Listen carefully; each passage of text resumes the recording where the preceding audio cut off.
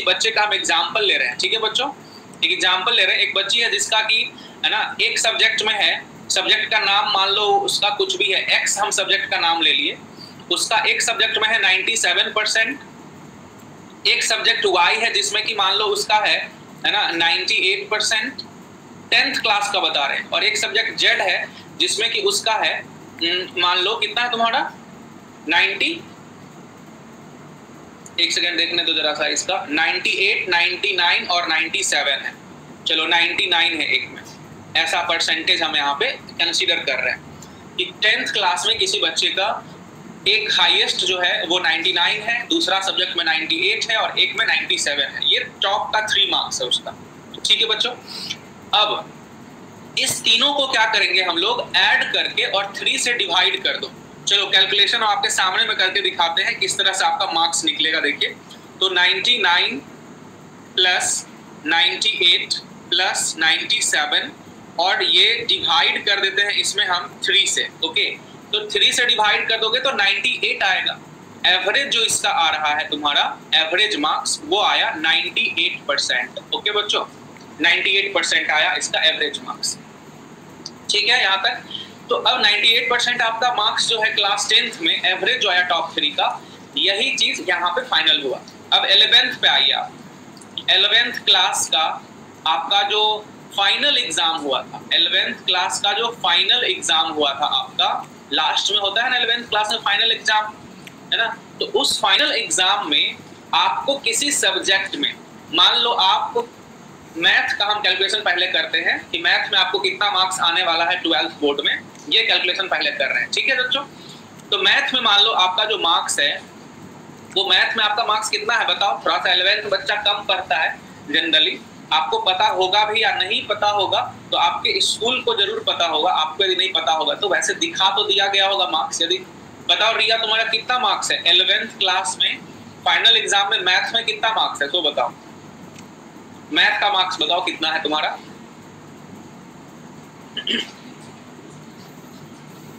तो देखो जरा सा इसका जो है सो 75 है आउट ऑफ 20, ठीक है। तो हम लोग क्या करते हैं 80 का कितना परसेंट होगा 75, सो बताओ 80 का कितना परसेंट होगा 75, तो सिंपल ये कैलकुलेशन कर लो आप, x इक्वल टू हो जाएगा 750/8, 8 चौक 32, लगभग 93 पॉइंट जो है सो ये 7 ऐसे आ रहा है, तो हम 94% मान लेते हैं, ठीक है, 94% मान लेते हैं इसका, 94% हम मान लिए मैथ्स में यहाँ पे इसका था मार्क्स, ठीक है बच्चों। तो 94% यहाँ पे मान लिए क्योंकि उसका 75 मार्क्स था आउट ऑफ 80, तो हम लोग यहाँ पे 94% कंसीडर किए। चलिए अब आगे बढ़ते हैं। अब क्लास 12th का जो आपका फाइनल जो एग्जाम हुआ था, फाइनल एग्जाम याद है आपको, जो फाइनल एग्जाम आपको लेता है वो उसको प्री बोर्ड कहते हैं हम लोग, तो प्री बोर्ड जो कहते हैं उस प्री बोर्ड में कितना था। अब यहाँ पे जरा सा समझिएगा कि स्कूल में, हर एक स्कूल में 5-5 लोगों का कमेटी बनने वाला है, ठीक है, 5-5 लोगों का कमेटी बनने वाला है। अब वो कमेटी डिसाइड करेगी, नहीं रवि देखो रवि, अभी हम बस आपके जैसे कि आपका जो फाइनल मार्क्स बनेगा ना उसमें आपका फिजिक्स, केमिस्ट्री, मैथ, है ना, हिंदी, इंग्लिश सबका मार्क्स रहेगा ना, तो अभी हम बस मैथ में कितना मार्क्स आपको बोर्ड में आने वाला है वो कैलकुलेशन करने वाले हैं अभी, है ना, फिर फिजिक्स केमिस्ट्री में सिमिलरली करेंगे कैलकुलेशन, ठीक है। तो देखो ये जो स्कूल में जो कमेटी बनेगी ना 5 लोगों का मेंबर का, तो वो कमेटी डिसाइड करेगी कि आपको 12th का केवल प्री बोर्ड का मार्क्स कंसीडर करना है या फिर प्री बोर्ड और मिड टर्म जो हुआ था, प्री बोर्ड से पहले भी तो एग्जाम होता है ना स्कूल सब में 12th का, तो क्या दोनों का 50-50% कवर करना है, तो ये डिसाइड करेगी स्कूल। और हो सकता है कि किसी स्कूल में केवल प्री बोर्ड को लिया गया होगा, कंसीडर किया गया होगा, और हो सकता है कि किसी दूसरे स्कूल में प्री बोर्ड को भी 50% वेटेज और मिड टर्म को भी 50% वेटेज दिया गया होगा। तो ये बिल्कुल ही स्कूल पे डिपेंड करता है, समझे। तो ये हम अभी मान के चलते हैं कैलकुलेशन में कि केवल प्री बोर्ड को ही कैलकुलेशन में लिया गया होगा, क्योंकि मैक्सिमम केस में क्या होगा, मैक्सिमम स्कूल में कि प्री बोर्ड को ही लिया जाएगा, ठीक है।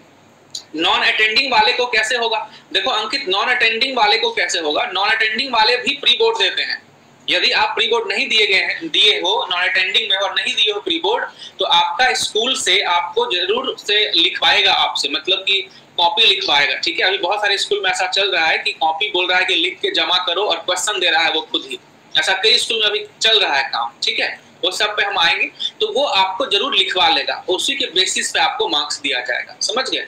तो यहाँ पे मान के चलते हैं कि 12th बोर्ड में जो है प्री बोर्ड का मार्क्स आपको कंसीडर किया गया है ना, बट हमको 77 आया था, 78 आना चाहिए एससी में। अच्छा कोई बात नहीं, कोई बात नहीं, स्कूल का मार्क्स जो नहीं दिखाया गया था प्री बोर्ड का, तो वो स्कूल के पास जरूर होगा रिकॉर्ड, वो गड़बड़ी नहीं करेगा, वो आपको सही सही मार्क्स देगा। तो मान लो प्री बोर्ड में आपको जो है सो मैथ्स में आ गया मार्क्स कितना, तो मैथ्स में हम कितना मार्क्स मान लें यहाँ पे प्री बोर्ड में, बताओ 92% मान लेते हैं, चलो ठीक है 92% मान लेते हैं यहाँ पे। तो मान लो 92% हम यहाँ पे मान लिए किसी बच्चे का ऐसा मार्क्स है। तो अब फिर 12th में जो प्रैक्टिकल हुआ होगा, प्रैक्टिकल याद है आपको, प्रैक्टिकल लिया गया होगा आपको 12th में मैथ का 20 मार्क्स का प्रैक्टिकल लिया गया होगा, है ना। उस मैथ्स के प्रैक्टिकल में मान लो आपको 19 मार्क्स आया, है ना, 19 आया आपको कहाँ पे, आउट ऑफ 20, आउट ऑफ 20 आपको 19 दिया गया है। मान लो अच्छा स्टूडेंट है जिसका ऐसे ऐसे है, तो उसको 20 भी दे सकता है, या फिर उसको 19 तो देगा ही देगा सबको, 19 से कम तो किसी को नहीं देगा प्रैक्टिकल में, समझे। थ्योरी का राहुल यहाँ पे लिखे हैं हम, थ्योरी का यहाँ पे लिखे हैं परसेंटेज, प्री बोर्ड का थ्योरी का लिखे हैं यहाँ पे परसेंटेज, ठीक है, और प्रैक्टिकल का यहाँ पे लिखा गया है ना। थ्योरी का बस मार्क्स को कैलकुलेशन में लिया गया है, ये सब जितना भी मार्क्स लिया गया है इससे पहले का, ये सब थ्योरी का मार्क्स लिया गया है। प्रैक्टिकल आपका जो है ना, वो प्रैक्टिकल तो आपको प्रैक्टिकल हुआ ही ना स्कूल में, तो प्रैक्टिकल का मार्क्स वहीं से उठाया जाएगा 20 में से जितना आया है। और ये सब जो ये और ये जो क्लास का मार्क्स हुआ है, ये केवल और केवल थियोरेटिकल मार्क्स आपको कंसीडर किया गया, थ्योरी में इतना परसेंटेज है, समझे। अब देखो आपका जो मैथ्स में जो फाइनल 12th बोर्ड में बनेगा, 12th बोर्ड फाइनल रिजल्ट जो आपका आएगा, वो मैथ्स में बता रहे हैं कितना आएगा आपको मार्क्स। देखिए इस केस में मैथ्स में मार्क्स जो है वो आएगा आपका इतना। देखो सबसे पहले आप 98 का देखो बता रहे हैं, उसमें लिखा गया था कि 30% इसका वेटेज, 10th का 30%, 11th का भी 30% और 12th का 40% लिया जाएगा, है ना। और टोटल मार्क्स है आपका कितना, 80 मार्क्स का एग्जाम होने वाला है, टोटल थ्योरी जो है सो 80 मार्क्स का होने वाला है आपको मैथ्स में।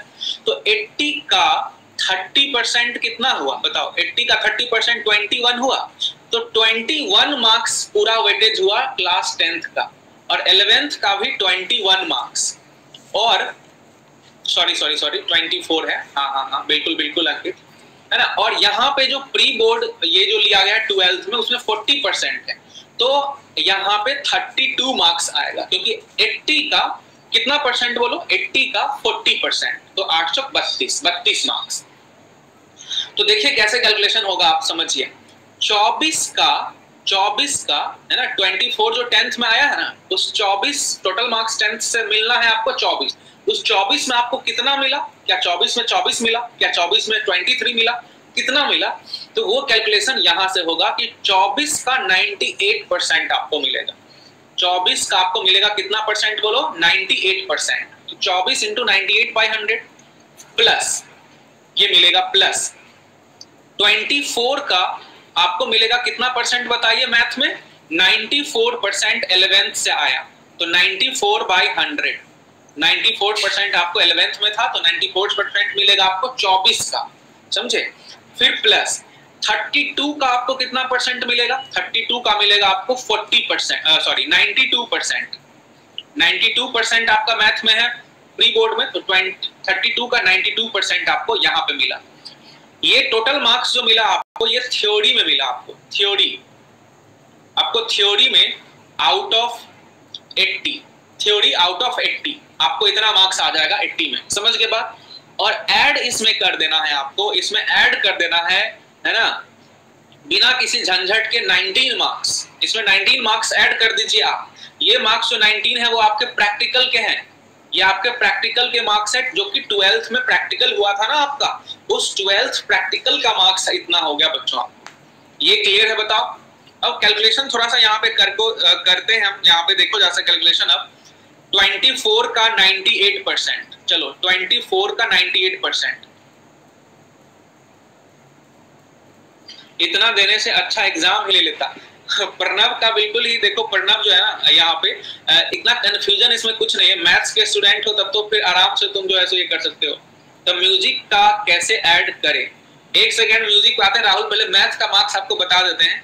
चलिए 24 का 98% देख लो, 24 का 98%, ये हो गया आपका 23.5, ये हो गया ना 23.5 हो गया पहले में, प्लस फिर 24 का,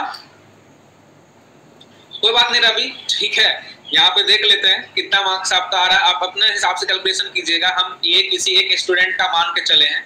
24 का 94% आ गया यहाँ पे 22.5, ठीक है। और फिर 32 का, चलो 32 का कैलकुलेशन करते हैं। 32 का है ना 92%, तो 92% हो जाएगा 29.4 आ रहा है, तो 5 हम इसको कंसीडर कर लेते हैं।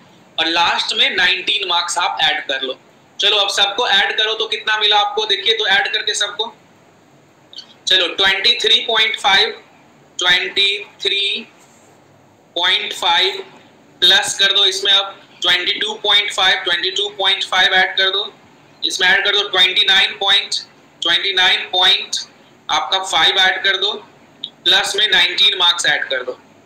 चलो तो आपका बन रहा है ये टोटल 94.5। मतलब बच्चों यदि आप इस तरह से कैलकुलेशन करते हैं जो बोला गया है पैटर्न, और किसी बच्चे को यदि ये सब मार्क्स आया है, ऐसा मार्क्स आया है उसको, तो उसको इस बार मैथ्स के एग्जाम में, बोर्ड एग्जाम में मैथ्स में आने वाला है 94.5, मतलब कि ये 95 वो तक चला जाएगा, मतलब 95 मार्क्स उसको बोर्ड एग्जाम में आने वाला है मैथ्स में। इस केस में अब आप अपने हिसाब से, आपके पास क्लास 10th का मार्कशीट होगा, आप क्लास 10th का मार्कशीट होगा, उसमें देख लीजिए कि आपको बेस्ट 3 कौन सा है, उसका परसेंटेज निकाल लो, तीनों मतलब तीनों को जोड़ के और 3 से डिवाइड करके एवरेज निकाल लो, है ना। यहाँ पे आपका वो शो करेगा। फिर यहाँ पे आप जो है सो यहाँ पे क्या करेंगे, 11th क्लास में आपको मार्क्स याद होगा थोड़ा थोड़ा सा, यानी तो अंदाजा से ले लो कि 94 नहीं है तो चलो मेरा 80 है, तो 80 ले लो। यहाँ पे प्री बोर्ड का आप कंसीडर कर लो, प्री बोर्ड में आपको कितना आया था वो चीज ले लो, है ना। परसेंटेज सबका लेना, केवल थ्योरी वाला, ओनली थ्योरी का परसेंटेज यहाँ पे लिखा गया है, ये सब थ्योरी का मार्क्स लिखा गया है बच्चों, समझे। प्रैक्टिकल जो आपका आया है वो 19 18 आएगा ही, 18 19 से कम किसी को नहीं आएगा। 18 19 सबका आता है, ठीक है, 18 19 सबको आता है। 20 भी रहेगा, आप यदि, है ना, कुछ दक्षिणा सब दिए होंगे आप यदि, तो 20 का 20 भी दिया होगा आपको। तो ये इस तरह से कैलकुलेशन होने वाला है, समझे बात। अब आप इसी तरह से